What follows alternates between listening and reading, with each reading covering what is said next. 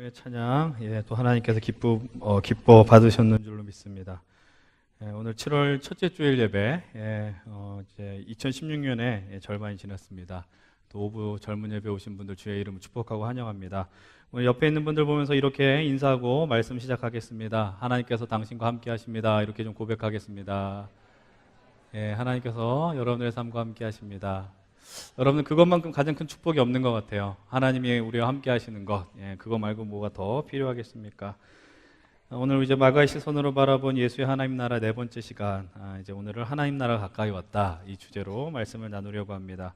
오늘 본문 이렇게 시작합니다. 14절의 말씀을 우리 함께 한 목소리로 읽어보겠습니다. 14절 시작. 요한이 잡힌 후 예수께서 갈릴리에 오셔서 하나님의 복음을 전파하여. 시점이 나옵니다. 어느 시점이냐면은 요한이 잡혔다라는 겁니다. 요한이 잡힌 후에 여러분, 이 요한은 어떤 사람이었어요? 주의 길을 준비했던 사람이고 주의 길을 곧게 했던 사람입니다. 근데 이 세례 요한이 잡혔다라는 이야기는 어떤 또 의미가 되느냐? 세례 요한의 사역이 어떻게 됐다는 거예요? 멈췄다라는 겁니다. 중지됐다라는 것이죠. 그러나 또 다른 관점으로 보면은 이제 하나님의 놀라운 역사가 시작된다라고도 우리는 해석할 수 있습니다. 요한이 죄사함을 받게 하는 회개의 세례를 전파했을 때 전했던 메시지가 뭐였습니까? 여러분 7절에 보면 이렇게 나와 있습니다. 그가 전파하여 이르되 나보다 능력 많으신 이가 내 뒤에 오시나니 나는 굽혀 그의 신발끈을 풀기도 감당하지 못한다. 그리고 또 8절에 이렇게 이야기합니다. 나는 너에게 물로 세례를 베풀지만 그는 너에게 성령으로 세례를 베풀 것이다 라고 요한이 이야기를 합니다. 세례 요한은요, 자신의 역할을 아주 분명하게 인식하는 거예요. 나는 내 뒤에 올 사람보다 정말 비교할 수 없을 정도로 작은 사람입니다. 마가복음 6장을 보게 되면은 세례 요한이 왜 잡혔는지에 대해서 이유가 나오게 됩니다.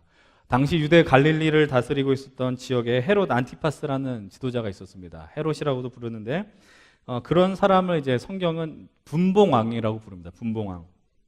유대 땅 자체가 이제 주권이 있는 나라가 아니었잖아요. 그래서 로마의 어떤 위임을 받아서 이제 팔레스타인 전체를 다스리는 사람이 아니라 이제 팔레스타인을, 유대 그 땅을 네 지역으로 나눠서 이제 다스렸습니다. 그 가문이 바로 헤롯 가문이었는데 그 갈릴리 지역을, 특정 지역을 다스렸던 사람이 바로 헤롯 안티파스라는 사람이었습니다.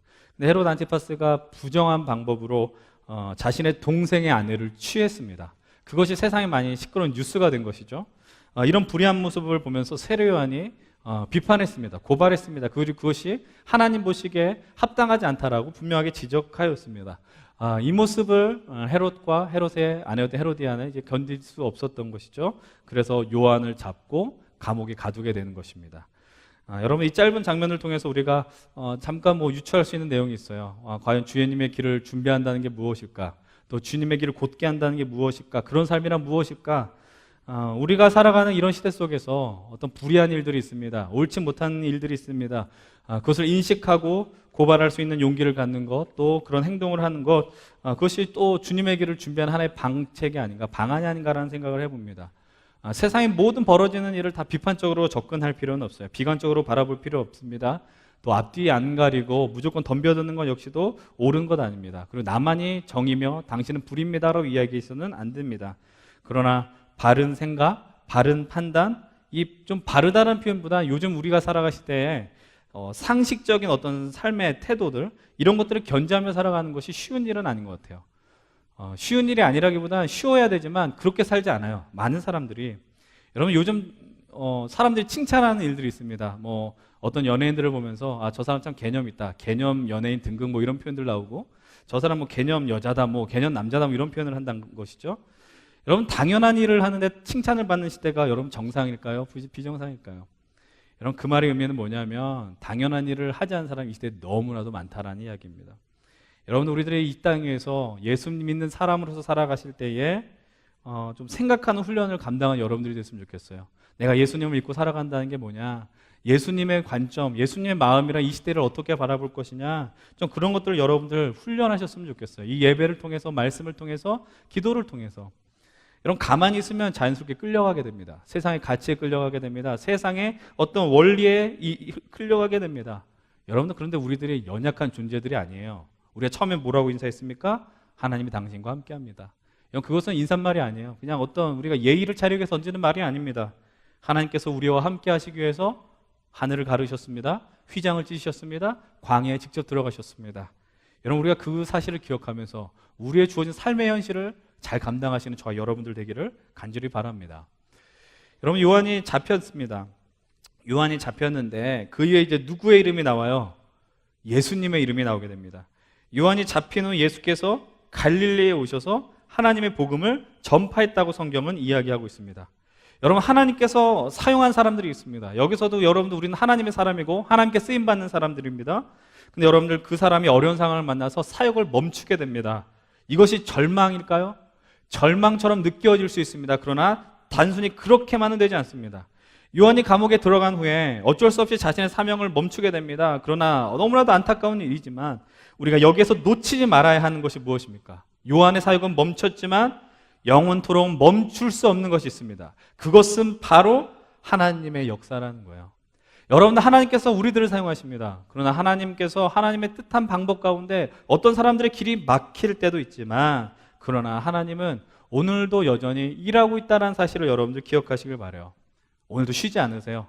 우리는 빨간 날이 다 쉽니다. 그러나 주님께는 그런 빨간 공휴일의 개념이 없습니다. 왜냐하면 우리를 구원해 내셔야 하기 때문에, 우리에게 하나님의 은혜 복음을 전파하여야 하기 때문에, 여러분들, 그래서 우리가 그것을 믿고 목도하는 것이 그리스도인의 삶이라는 거예요. 예수 믿고 살아간다는 건 하나님이 일하는 걸 본다는 거예요. 우리가 그래서 그것을 어디서 더 명확하게 더 볼 수 있느냐? 우리가 예배를 통해서 일하시는 하나님을 더욱더 선명하게 보셔야 되는 겁니다. 그리고 우리가 살아가는 삶의 자리, 여러분들의 가정과 일터와 삶의 현실 속에서 우리와 함께 하신 하나님의 움직임을 더욱더 선명하게 바라보기를 원합니다. 여러분, 요한 멈췄어요. 그러나 요한의 사역이 끝난 것이 결코 아쉽거나 슬픈 일이 될 수 없습니다. 여러분들, 요한의 사명은 철저하게 준비하는 사역이었습니다. 주님의 길을 예배하는 사역, 주연을 빛나게 하는 조연이 바로 요한이었다라는 거예요. 여러분, 그래서 이 요한이 잡혔다라는 이 표현이 성경에 보면은 수동태적 표현으로 나와 있다는 겁니다. 여러분, 이 말의 의미는 뭐겠어요? 그냥 우연히 헤롯의 잘못을 고발해서 잡혔다라는 개념이 아니라 하나님의 크신 역사 가운데 요한이 그 사명을 멈출 수밖에 없다고 성경은 지금 이야기하고 있는 것이죠. 여러분들, 주연이 등장합니다. 바로 예수 그리스도죠.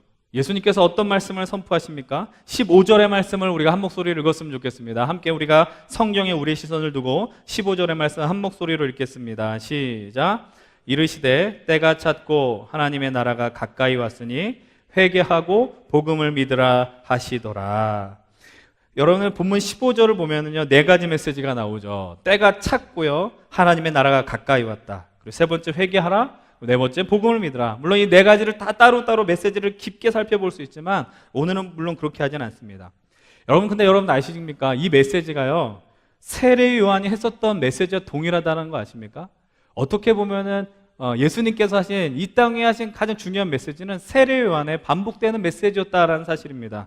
마태복음 3장 2절에 보면은 요한이 이렇게 선포합니다. 회개하라, 천국이 가까이 왔다라고 이야기해요. 여러분들, 그런데 그 메시지가 예수님을 통하여 그대로 선포되는 겁니다. 하나님의 나라에 대한 이야기를 하는 것이죠. 근데 그러나 예수님과 그 세례 요한의 메시지가 동일할 수 없어요. 세례 요한이 전한 메시지는 우리 어떤 영화적으로 보면 예고편이라고 할 수 있다는 것이죠. 그러나 예수님의 메시지는 바로 본편이 되는 것입니다. 요한이 전한 메시지는 하나의 모형이에요. 모델이 되는 거예요. 하나 작은 어떤 분양하는 그런, 보면 그런 작은 모델 하우스들 있지 않습니까? 그러나 예수님의 그 메시지는 그 실체라는 거예요. 실제였다라는 사실입니다. 새로운 세상을 열어제끼는 위대한 하나님의 선포이며 메시지였다라는 거예요. 새로운 세상이 열렸다라는 것입니다. 여러분, 세계의 역사는요, 예수님의 탄생을 기점으로 BC와 AD로 나눠지지 않습니까? 여러분, 그러나 우리가 더 분명하게 얘기를 하자면 이 BC와 AD는 예수님의 탄생을 뛰어넘어 이 하나님 나라에 대한 선포에 의해서 나눠져야 된다는 것입니다. 왜 그러냐? 메시지가 요한이 전한 것과 동일하다고 했지만 무엇이 동일할까요?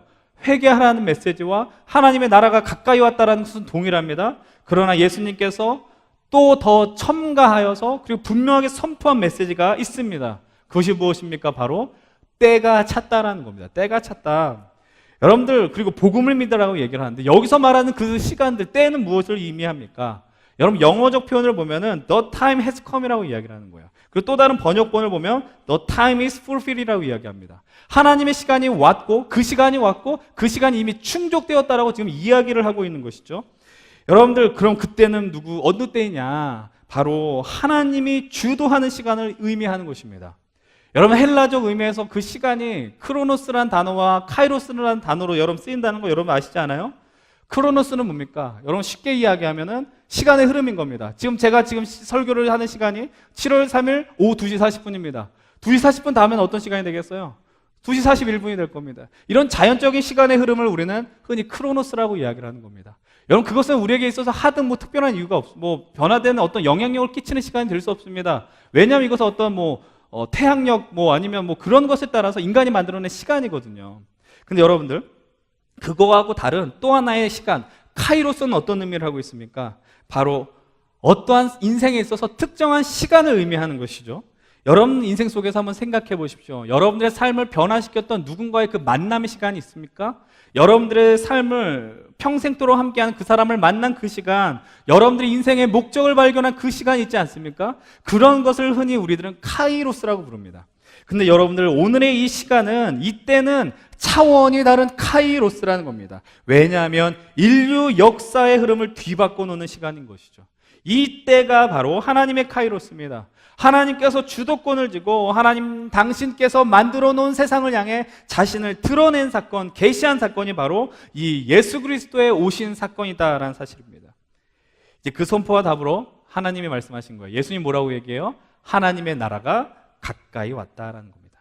요한이 똑같은 얘기를 했잖아요. 하나님의 나라가 가까이 왔다. 여러분 요한은 말 그대로 그대로 가까이 왔다라는 의미가 되지만 그러나 예수님이 하나님의 나라가 가까이 왔다는 말의 의미 뭐냐면요, 하나님의 나라가 이미 임했다라는 거예요. 예수님이 이 땅에 오심으로 말미암아 하나님의 통치가 온전하게 임하게 되었다라고 지금 선언하고 있는 것입니다. 그래서 예수 그리스도께서 때가 찼기 때문에 요청하는 메시지가 뭡니까? 바로 복음을 믿으라고 이야기를 하는 겁니다. 이 복음은 누구예요? 바로 예수 그리스도예요. 어두워지고 이 세상을 향해서 한 줄기 빛, 어두움을 물리치게 오신 오직 유일한 소망이 되어주신 예수 그리스도께서 인류 역사에 개입하신 사건이 바로 이 하나님 나라 선포의 사건이다라는 겁니다. 여러분 기억하십시오. 하나님께서요 우리 인생 한 사람 한 사람 인생뿐만 아니라 이 땅의 절망과 아픔, 뒤틀려가는 역사로 회복하기 위해 이 땅에 오셔서 직접 개입하신 하나님이라는 사실을 기억하십시오. 여러분 그렇기 때문에 우리가 하나님의 일하심, 그 하나님의 어떤 역사심을 우리 한 사람의 인생으로만 국한해서는 안 됩니다. 이 말의 의미가 뭘까요? 여러분 하나님이 어떤 하나님이에요? 나를 사랑하는 하나님, 나를 위로하시고 품어주신 하나님. 그래서 여러분들이 그런 고백을 해요. 하나님 때문에 내가 여기 있습니다. 맞습니다. 그러나 하나님께서 우리의 한 사람을 구원하기 위한 이유는 여러분들의 인생에만 축복이 임하는 것이 아니라 여러분들을 통해 그 선한 영향력이 흘러가길 원한다는 사실입니다. 오늘 이 말씀을 통해서 우리가 그 의미가, 제가 지금 방금 나눈 의미가 무엇인지 우리 함께 좀 발견할 수 있었으면 좋겠어요. 여러분 예수 그리스도의 이 하나님 나라 선포 이후에 예수님께서 나타나는 그 장면이 무엇이냐? 새로운 장면이 또 나오게 됩니다. 이 마가복음의 예수 그리스도의 하나님 나라 선포 이후 나타나는 그 장면이 무엇입니까? 함께 16절의 말씀을 함께 읽어보도록 하겠습니다. 16절 시작. 갈릴리 해변으로 지나가시다가 시몬과 그 형제 안드레가 바다에 금을 던지는 것을 보시니 그들은 어부라. 여러분 예수님께서 갈릴리를 지나가다 한 형제를 만납니다. 시몬과 안드레입니다. 이 시몬의 이름은 나중에 성경에서 무엇이라고 기록됩니까? 베드로라고 기록이 되죠. 베드로와 안드레는 형제입니다. 여러분들 근데 이들이 하고 있는 일은 뭐예요? 바다에 그물을 던졌대요. 그리고 뒤에 아주 명확하게 표현됩니다. 어부였다라고 이야기를 합니다. 근데 여러분 예수님께서 그들 향해서 뭐라고 얘기하십니까? 17절에 이렇게 얘기해요. 나를 따라와라. 별 말씀하지 않습니다. 간단해요.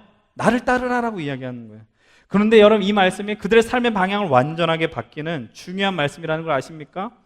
여러분 그리고 또 이런 이야기를 하십니다. 내가 너희로 사람을 낚는 어부가 되겠다라고 말씀하세요. 여러분 사람을 낚는다는 게 과연 무엇일까요? 역시 우리가 후에 좀 살펴보긴 하겠지만 여러분들 예수 그리스도의 이 초청에 그들이 어떻게 반응합니까? 18절의 말씀 한번 같이 읽어보겠습니다. 18절 시작. 곧 그물을 버려두고 따르니라. 여러분 말씀을 보게 되면 한순간의 망설임도 없이 그들이 예수님을 따르게 됩니다. 그리고 또 이제 예수님이 길을 가다가 한 형제를 또 만나게 되죠. 19절의 말씀도 함께 읽겠습니다. 함께 보겠습니다. 조금 더 가시다가 세베대 아들 야고보와 그 형제 요한을 보시니 그들도 배에 있어 그물을 깁는데, 또 한 형제를 만나는 거죠. 세베대의 아들 야고보와 그의 형제 요한이라고 이야기합니다. 여러분, 그들이 역시 배에 있고요, 그물을 깁고 있습니다. 베드로와 같이 어불한 얘기입니다. 그러나 좀 베드로, 안드로 형제보다는 이렇게 야고보와 요한이 좀 더 유복했었던 사람들인 것 같아요. 20절 말씀 보게 되면 뭐라고 이야기해요? 아버지와 품꾼들이 있다라고 이야기하지 않습니까? 이 배가 아마 좀 그들의 소유였던 것 같기도 하고요. 여러분들, 그런데 이 자리에서도 예수님께서 동일한 사역을 하세요. 20절 이렇게 시작합니다. 곧 부르시니, 이렇게 나옵니다. 곧 부르시니, 예수님께서 사람들을 부르기 시작하는 겁니다. 여러분, 예수님께서 하나님 나라의 말씀을 선포한 다음에 하시는 그 작업이 뭐예요? 부르시는 작업이에요. 여러분들, 이 두 명의, 이 두 커플의 형제의 부르심의 장면을 보면서 여러분들 어떠십니까? 하나님이, 예수님 말씀하면은 바로 응답하면 되는구나. 여러분 정말 그렇게 보십니까? 저는 이 말씀을 보면서 한계를 하더라고요. 이 장면을 보면서 의아한 것이 무엇이에요?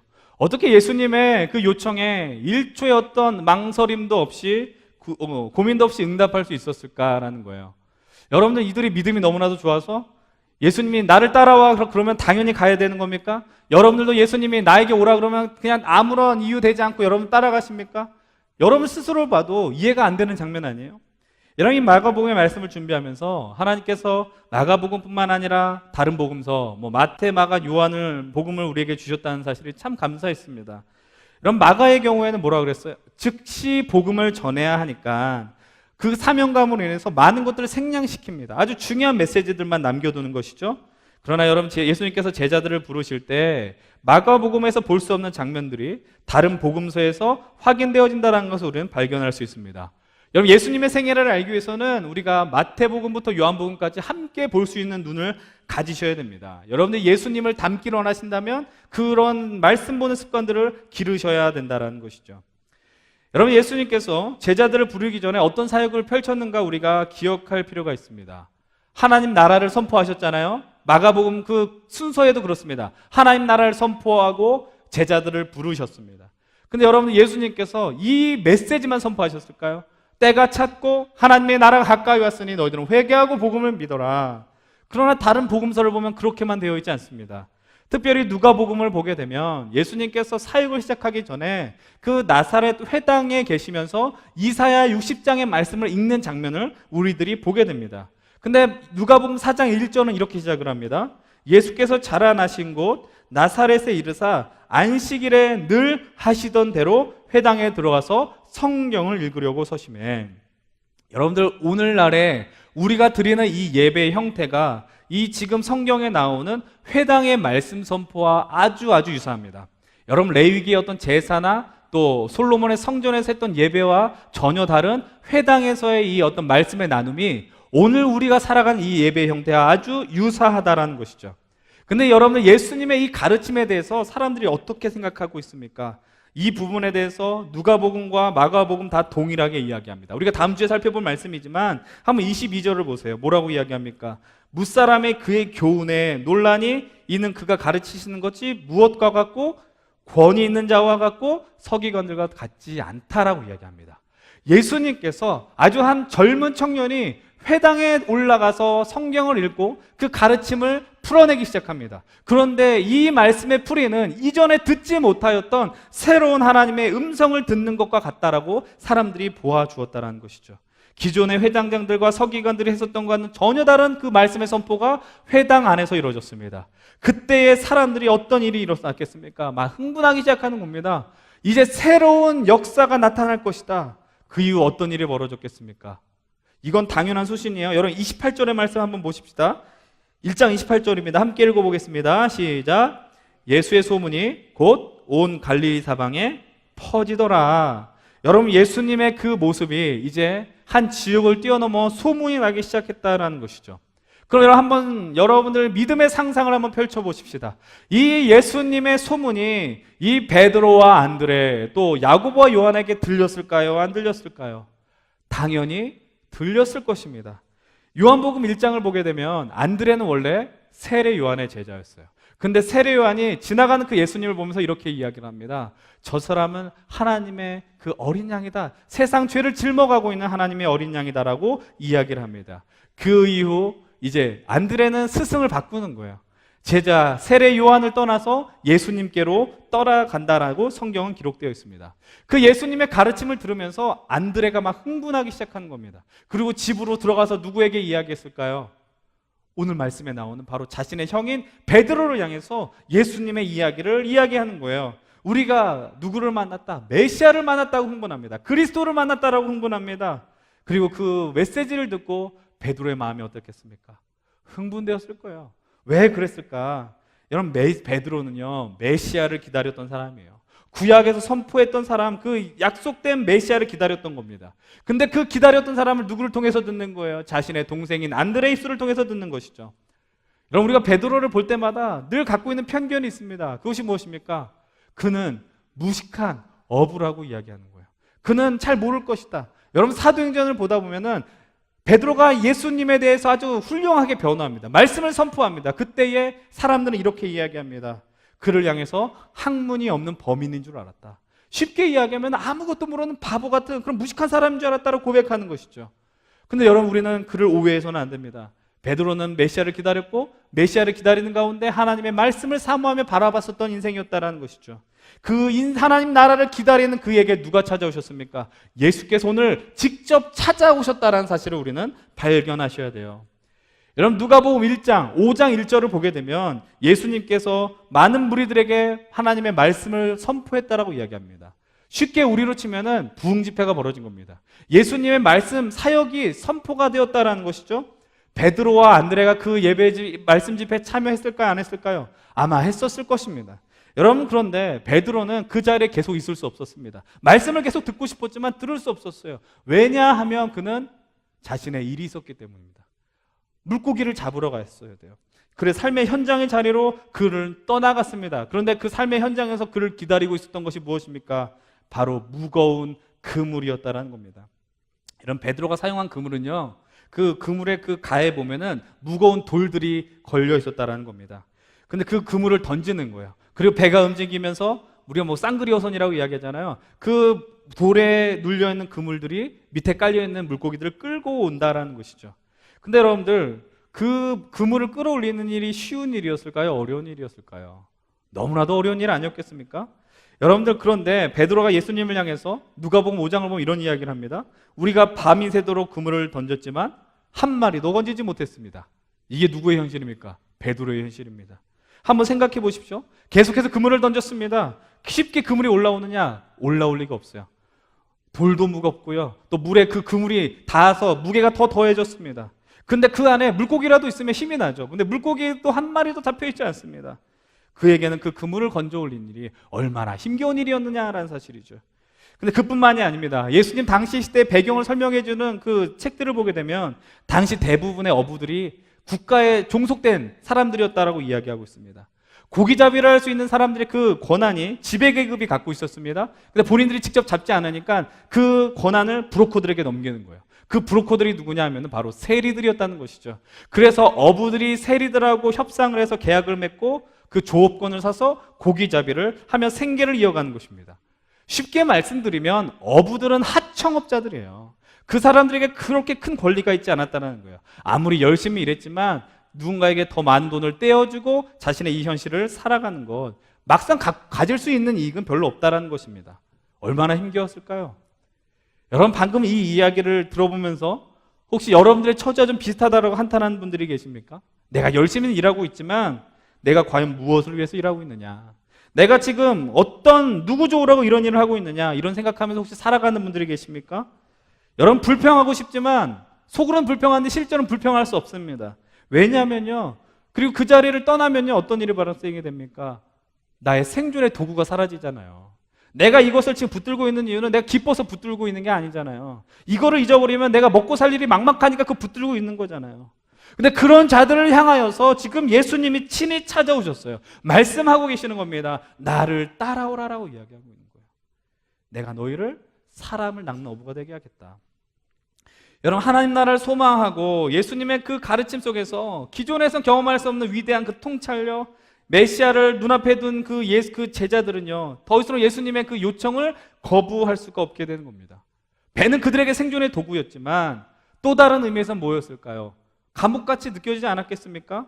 자신의 가두는 자신의 인생을 펼쳐나가지 못하게 하는 감옥과 같은 것. 그런데 그들이 그런 상황 속에서 예수님의 부르심에 적극적으로 반응했다는 것이죠. 여러분, 이 말씀을 제가 아주 주구장창 읽었습니다. 여러분, 나눴습니다. 무슨 얘기인지 이해가 될지 않을 수 있습니다. 그러나 제가 얘기하고 싶은 건 바로 이것입니다. 하나님의 부르심은요, 일회적으로 발생되는 게 아니라는 거예요. 예수님이 여러분들 인생에 한번 찾아와가지고 너 나를 따라와라, 나한테 응답하지 않았어? 그래, 난 너를 버릴 거야 라고 하는 하나님이 아니라는 사실입니다. 여러분들, 하나님께서 하나님의 나라에 대한 열망, 하나님의 열정을 품는 이들을 찾아온다는 사실을 기억하십시오. 여러분, 우리 인생 속에서도 주님은 날마다 끊임없이 찾아오고 있습니다. 여러분들 이 예배 자리에 있지 않습니까? 여러분 왜 예배 드리십니까? 여러분들이 이 예배를 드리지 않으면 마음속에 뭔가 불편한 마음이 있어서 그렇습니까? 찜찜한 마음이 있어서 그렇습니까? 내가 어렸을 때부터 예배는 드렸는데 내가 지금 집에 있으면 뭔가 좀 마음이 불안하니까 이 자리에 계십니까? 아니면 가족 간의 화평을 위해서 이 자리에 있습니까? 아니에요. 예수님께서 여러분들을 매 이 순간순간마다 부르고 있다는 사실입니다. 우리가 매주 말씀을 듣고 기도하는 것은 여러분들의 그 마음속에 있는 것을 토해내기 위함이기도 하지만 주님의 부르심을 경험하게 이 자리에 있다는 거예요. 주님은 날마다 우리를 향해서 그 부르심의 요청, 결단하기를 요청받는다는 것입니다. 근데 우리들은 어떻습니까? 여러분, 주님의 부르심 앞에 여러분들 어떻게 대답하고 계십니까? 여러분들 그분의 부르심의 일부러 외면하고 있지 않습니까? 예수님에 대한 그 요청, 제자로 살아가는 것에 대해서 여러분 외면하고 있지 않습니까? 내가 이 예배의 자리에서는 듣기는 듣지만 그러나 내가 삶의 자리로 돌아가는 것, 정말 예수님을 제대로 믿고 살아가는 것, 예수님처럼 닮아서 살아가는 것은 특정한 몇몇만이 하는 것이라고 여러분들 생각하지 않습니까? 그러면서 우리 스스로 이야기하는 겁니다. 내 삶은 힘겨우니까, 내 삶은 어쩔 수 없으니까, 오늘 믿음 좋은 사람하고 나는 좀 다를 수 있어, 하나님도 이해해 주실 거라고 여러분들 그렇게 반응하지 않습니까?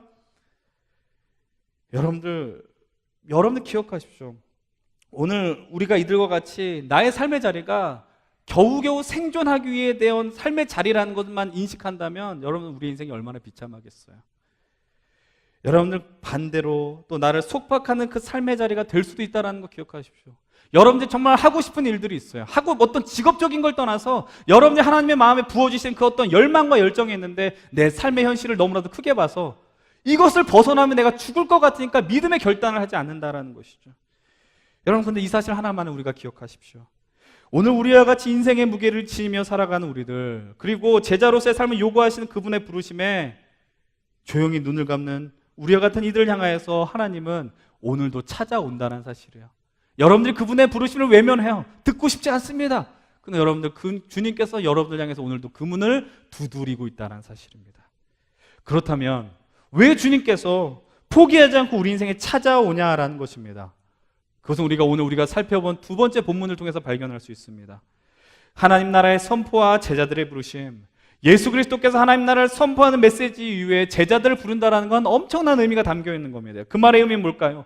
하나님께서 하나님의 나라를 세우셨습니다. 하나님께서 태초에 에덴 동산을 만드시고 하나님과 소통할 수 있는, 하나님과 함께 공존할 수 있는 공간을 만드셨습니다. 근데 인간의 죄로 말미암아 그 관계가 깨져버렸어요. 왜곡되어졌어요. 망가졌어요. 그래서 인간들은 죽을 수밖에 없게 되었어요. 근데 그들을 향해서 하나님께서 하늘을 찢고 우리에게 찾아오시지 않았습니까? 그리고 가장 먼저 선포한 메시지가 하나님 나라였다는 것이죠. 예수 그리스도의 오심은 하나님 나라의 임함입니다. 요한의 메시지와는 다른 카이로스의 시간, 하나님의 특정한 때 하나님께서 인간의 시간관으로 들어오신 거예요. 3차원의 세계로 들어오셔서 개입하시고 침투하셔서 하나님의 때를 허락해 주셨다는 겁니다. 여러분들 기억하십시오. 하나님의 나라가 세워진다는 말의 의미는 무엇이냐면은 세상 나라가 무너진다는 말의 의미입니다. 세상 나라가 무너진다는 말의 의미는 뭡니까? 어떤 국가가 전복된다는 걸 의미하는 것이 아닙니다. 어떤 체제가 뒤집어 엎어진다는 말의 의미가 아닙니다. 세상의 주인이 누구신지 그것이 회복되어진다는 말의 의미입니다. 여러분, 세상은 지금 세상의 악의 권력들, 인간 내가 주인이 되어서 살아가려고 합니다. 그러나 이 땅의 유일한 주인은 누구십니까? 오직 유일한 하나님 아버지 그분만이 된다는 것이죠. 하나님만이 유일한 왕이라는 사실이죠. 여러분, 그런데 그 왕은 너무나도 초라해 보입니다. 너무나도 별 볼 일 없어 보입니다. 그러나 그 왕은 오직 우리의 삶의 유일한 이유가 되시고 유일한 소망이 된다는 것을 우리는 믿어야 된다는 것이죠. 그리고 그분의 입술을 통해 선포되어지는 것이 진정한 하나님 나라다라는 것입니다. 그래서 하나님께서 선택하신 방법은 인류 역사에 개입하시는 겁니다. 그리고 그 개입 이후에 가장 먼저 하시는 일은 제자들을 부르셨다라는 것이죠. 여러분, 하나님 나라를 세우기 위해서 필요한 것이 무엇입니까? 동역자가 필요합니다. 하나님과 함께할 자녀들이 필요합니다. 예수의 제자가 된다라는 것은 하나님의 말씀을 단순히 많이 하는 것을 의미하지 않습니다. 성경 구절을 많이 외우는 것을 의미하는 것이 아닙니다. 이것입니다. 내가 예수 그리스도의 삶에 동참하겠다라는 거예요. 예수님의 삶에 우리의 삶을 헌신하겠다라는 겁니다. 쉽게 말씀드리면 내가 예수님과 같이 살겠습니다. 이 땅 위에 작은 예수로 살겠습니다. 나의 작은 의지, 욕망을 다 내려놓고 주님 앞에 나갑니다라고 이야기하는 것이죠. 그것이 예수의 제자의 삶을 사는 거예요. 다른 이야기로 하면은 이제는 우리가 당신의 뜻대로 살겠습니다라고 결단하는 겁니다. 여러분들 청년이 되어서 여러분들 어렸을 때부터 제일 많이 기도하는 게 뭡니까? 하나님, 나에게 비전을 주십시오. 여러분, 그 비전이 뭐예요? 그 비전이 뭐냐고요? 직업입니까? 여러분 10년 뒤에 어느 정도 재산을 갖는 것이 비전입니까? 내가 어떤 모습을 갖고 사는 것이 비전입니까? 그게 어떻게 비전이 될 수 있습니까? 그것은 비전이 아닙니다. 그것은 우리의 욕심일 뿐입니다. 우리의 마음일 뿐입니다. 우리가 구해야 되는 것은 나의 비전이 아니라 하나님의 비전입니다. 하나님의 마음을 품고 살아가는 것입니다. 그것이 예수의 제자로 살아가는 것입니다. 그렇다면 그분의 비전이 무엇이겠습니까? 오늘 말씀에 분명하게 말씀하셨어요. 내가 너희로 사람을 낚는 어부가 되게 하겠다. 여러분 기억하십시오. 우리들이 낚는 게 아닙니다. 하나님이 우리를 부르셨기 때문에 누가 우리를 책임지셔야 됩니까? 하나님이 우리를 책임져 주셔야 된다는 거예요. 하나님이 우리를 책임져 주시고 우리로 하여금 건지시게 한다는 것이죠. 그분들이 우리의 인생에 침투하여 들어오셔서 말씀하시고 오늘 우리의 인생을 통해서 역사하신다는 사실을 기억하십시오. 그것을 대표적으로 볼 수 있는 그 사건이 무엇입니까? 베드로의 인생을 향하여서 내가 너를 사람 낚는 어부가 되게 해줄게. 사도행전 3장을 보면 우리가 그 말씀을 기억하잖아요. 그 성전 미문에서 베드로와 요한이 전도하러 들어갑니다. 그때 한 사람을 만나게 되죠. 나면서부터 걷지 못했었던 그 안전뱅이. 여러분, 그 사람은 베드로를 바라봅니다. 왜 바라봅니까? 나에게 그 작은 돈을 달라고 요청하는 것입니다. 그런데 그 눈이 베드로의 시선과 그 작은 누워있는 그 안전뱅이의 시선이 마주쳤다는 것입니다. 그때 베드로가 이렇게 선언하지 않습니까? 나에게는 은과 금은 없지만 내가 내게 있는 것을 너에게 준다. 나사렛 예수 그리스도의 이름으로 일어나 걸으라고 이야기합니다. 여러분, 그렇다면은 베드로의 그 시선과 그 제자의 그 안진뱅이 시선이 맞췄을 때 베드로의 시선은 베드로의 눈이 아니었다라는 거예요. 누구의 눈이 되는 겁니까? 베드로를 부르시고 사람 낚는 어부로 삼아주신 예수 그리스도의 눈이었다라는 겁니다. 예수께서 그 안진뱅이를 보셨다라는 사실이죠. 그것이 무엇입니까? 사람을 낚는 거예요. 이게 사람을 낚는 것입니다. 예수 그리스도를 통해 우리들이 생명을 얻고 우리의 삶을 통해 수많은 사람들이 회복되어지는 것, 그것이 사람을 낚는 것이다라는 것이에요. 여러분, 이 부르심에 4명의 사람들을 향해서 공통적으로 행한 일들이 있음을 여러분 말씀을 통해 보게 됩니다. 그것이 무엇입니까? 버리는 겁니다. 여러분, 무엇을 버렸어요? 그물을 버렸습니다. 배를 버렸습니다. 또 야고보와 요한은 아버지를 버렸다고 성경은 이야기합니다. 여러분, 이 말의 의미는 가족을 버리면서까지 예수님을 따르라는 의미가 아닙니다. 하나님의 마음을 채우는데 방해되는 것을 버리라고 이야기하는 겁니다. 여러분들의 마음 가운데 하나님을 모시긴 모시지만 그러나 다 모실 수 없는 그 모든 방해되는 것들을 버리라고 지금 요청하는 것입니다. 근데 여러분들 이 버리라는 이런 메시지를 던지면 우리는 본능적으로 두려워합니다. 왜 그럴까요? 여러분, 이 부르심이 마치 여러분들 다 목회자로 부르는 그런 콜링인 줄 아십니까? 선교지로 가라고 요청하는 것처럼 느껴지십니까? 여러분, 엄밀하게 말하면 우리들은 다 이 땅에서 전도자의 삶을 살지 않습니까? 선교사의 삶을 사는 것이 아닙니까? 여러분, 예수 그리스도가 우리가 이 땅에 살아가면서 길이 된다라는 것을 우리의 삶을 통해 증명하는 것이 우리의 모습이 되어야 되지 않습니까? 우리가 그러면서 우리가 기도하면서 우리가 때로 수련회 가고 말씀 집회 듣고 좋은 말씀 들으면서 이렇게 고백합니다. 예수님 좋습니다. 예수님 좋긴 좋은데 다른 것도 좋습니다라고 이야기합니다. 예수님 좋긴 좋은데 내가 갖고 있는 것을 버리면서까지 예수님만을 모실 수 없습니다라고 이야기하는 거죠. 왜냐하면 그것 버리면 당장에 망할 것처럼 느껴지니까. 여러분들, 제가 질문을 던집니다. 오늘 여러분들의 삶 속에서 버려야 될 것이 무엇입니까? 여러분, 제가 여러분들 삶 속에 버려야 될 것이 무엇입니까? 라고 질문할 때 저 이런 대답들을 여러분들에게 많이 이야기했었던 것으로 기억합니다. 정말 많이 얘기했어요. 너무 잘 살려고 하지 말아라 라는 것이죠. 성공하려고 발버둥 치지 말아라라고 이야기했습니다. 너무 많이 가지려고 애쓰지 말아라. 너무 많이 가지려고, 너무 성공하려고, 너무 잘 나가려고 애쓰다가 건강을 잃습니다. 사람을 잃습니다. 더 나아가서 하나님을 잃어버립니다. 물론 잃은 다음에 돌아온 사람들 많습니다. 그런데 여러분들은 이때에 주님을 안다는 것은 여러분들에게 인생의 축복임을 기억하십시오. 여러분들 때에 하나님의 비전을 품고 누군가를 낚는 어부의 삶을 된다는 것, 여러분, 제가 목회를 하지 않습니까? 목회는 분명히 사람을 낚는 어부의 삶입니다. 그런데 제가 애쓴다고, 제가 여기서 소리친다고, 제가 여러분들 잠 깨우겠다고 소리친다고 설교하면서 여러분들이 변화될까요? 절대로 변화 안 됩니다. 여러분, 제가 올해로 14년째 목회를 하고 있습니다. 사역하고 있는데 사람이 쉽게 변해요? 안 변합니다. 변한 것처럼 보이는데 안 변하기 때문에 절망하는 게 이 자리입니다. 여러분, 그러나 하나님께서 하나님의 방법으로 변화시키는 건 많이 봤습니다. 내가 변화시키는 게 아니야. 하나님이 변화시키는 겁니다. 하나님께서 그들에게 생명의 말씀을 허락하지 않습니까? 믿음은 들음에서 난다라고 이야기합니다. 근데 여러분, 동일한 이 말씀을 들으면서 누구는 이 말씀을 듣지만 누구는 이 말씀을 거부합니다. 그리고 그 부르심을 외면하는 사람들이 있습니다. 근데 어느 순간 전혀 이 말씀을 들을 것 같지 않은 인생 속에 누군가 하나님 찾아가 주셔서 그들의 믿음의 눈을 열어주시고 귀를 열어주셔서 나도 모르게 응답하는 역사가 벌어지는 경우, 여러분 삶 속에 경험해 보시지 않았습니까? 그래서 이 말씀 사역을 포기할 수 없는 거예요. 여러분들, 그래서 여러분들이 살면서 이 예배 자리를 지켜야 되는 거예요. 여러분들이 30분의 설교 속에서 29분 동안 자고 있다가 1분 깨어났는데 그 말씀이 여러분들 변화시킬 수 있다는 겁니다. 잘한 얘기는 아니에요. 그렇다고. 또 그렇다고 위로받는 분들 계시죠? 또 여기서. 혹시 교회 안에서 중요한 사명을 감당하는 분들 계십니까? 어른들의 경우는 구역이나 교구를 담당하시는 분들이 계실 수도 있습니다. 청년 공동체 안에서는 목장을 담당하는 목자들이 있을 수 있고 회장단일 수도 있습니다. 또 삶의 자리에서는 부모가 될 수 있습니다. 또 직장에서는 직장에서 또 위치에 책임을 져야 되는 위치에 있는 분들 계실 수 있습니다. 근데 여러분들, 중요한 건 여러분들이 열심히 한다고 그 사람들 변화됩니까? 변화되지 않습니다. 참 생명을 얻을 수 있습니까? 얻기 어렵습니다. 그러나 기억하십시오. 지금 하나님의 때에 하나님의 시간이 되었습니다. 예수님께서 사람이 되셔서 하나님 나라를 우리에게 허락해 주셨습니다. 그리고 우리를 불러주셨습니다. 우리는 그 응답하기 위해서 버려야 됩니다. 어렵습니다. 그러나 우리가 주 예수 그리스도의 삶으로 우리의 인생을 채워나가야 됩니다. 그리고 예수님의 말씀대로 살아나가게 될 때 우리 인생 주변에 어떤 역사가 벌어지는지 아십니까? 사람을 낚는 역사들이 벌어지게 되는 겁니다. 내가 하는 것이 아닙니다. 주님이 하시는 겁니다. 여러분들 인생을 통해서 누군가 변화된다는 것, 그만큼 영광스러운 일이 어디 있겠습니까? 여러분들이 아둥바둥하는 게 아닙니다. 하나님의 붙들려서 하나님의 부르심에 응답하여서 자연스럽게 우리가 그 제자의 길로 나가게 될 때 우리가 그것을 믿고 살아가는 것입니다. 마지막으로 한 가지 이야기 나누고 말씀을 마무리하겠습니다. 이전에 동안교회와 높은뜻 숭의교회를 담임하셨고 이제 높은뜻 연합선교 대표를 맡고 계시는 김동호 목사님이 자주 하시는 말씀 중에 이런 말씀이 있습니다.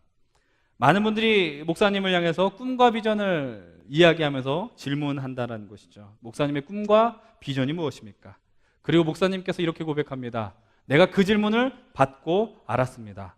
내 평생토록 나에게는 꿈과 비전이 없었다라고 이야기해요. 나름 열심히 살았는데 내 인생에는 꿈과 비전이 없었다. 그런데 대신 평생의 관심은 나의 꿈과 비전이 아니라 그분의 표현대로 이렇게 이야기합니다. 하나님의 젓가락이었다라고 이야기합니다. 하나님의 젓가락이 그 식탁에서 어느 곳을 가장 많이 향하고 있느냐, 하나님이 좋아하는 음식이 무엇이냐, 내가 그것에 시선을 모았고 내가 그것을 준비하느라 평생 바빴다라고 고백하는 것이죠. 하나님의 관심과 기호가 나의 꿈이고 비전이었다라고 그분께서 고백하십니다. 그 무겁고 힘들었지만 즐거웠다라고 고백하고 계십니다. 지금도 새로운 사역을 준비하지만 그것이 무거운 일이지만 즐겁다라고 고백하시는 것이죠. 사랑하는 여러분들, 하나님 나라가 임했습니다. 하나님 나라를 살아가는 우리를 향해서 오늘도 주님은 우리를 끊임없이 부르고 계십니다. 그 초청장을 외면하지 마십시오. 여러분들, 초청장은 우리가 살면서 많이 받습니다. 청첩장 받을 때 여러분 그 초청을 받지 않습니까? 근데 그 청첩장을 받는 게 중요할까요? 아닙니다. 그 초대장을 열어서 그 초청에 응해서 그 장소로 가는 것, 그리고 그 사람과 함께 그 축제를 즐기는 것이 중요한 일입니다. 청첩장 많이 받는 거는 자랑거리가 되지 않아요. 그것을 열어서 내가 그것을 응답한 것. 여러분들 마음을 버리십시다. 여러분들의 욕망을 버리십시다. 그리고 주님의 마음을 채워 넣으십시다. 그리고 주님께서 오늘도 우리를 향해서 요청하십니다. 나와 함께 꿈을 꾸자. 사람을 낚는 인생, 생명을 회복하는 인생, 내가 만난 예수, 나를 살려주신 예수, 나를 배와 그물이란 인생의 무게에서 건져주신 예수, 그분과 함께 살아가는 것을 꿈꾸는 저와 여러분들 되길 바랍니다. 여러분, 이제 2016년 절반 남았습니다. 여러분, 이 놀라운 꿈을 꾸기 위해서는 여러분들 속해 있는 귀한 공동체를 사랑하십시오. 그리고 그 공동체 안에서 함께 하나님 말씀을 들으며 믿음의 걸음을 감당하십시다. 그것이 여러분들에게 놓여져 있는 잠실교회이며 우리 청년 2부 공동체라는 사실을 기억하십시오. 그 부르심에 응답하며 하나님 나라에 함께 동참하시는, 그리고 적극적으로 응답하시는 저와 여러분들 되길 주님의 이름으로 간절히 축원드립니다. 기도하겠습니다. 하나님.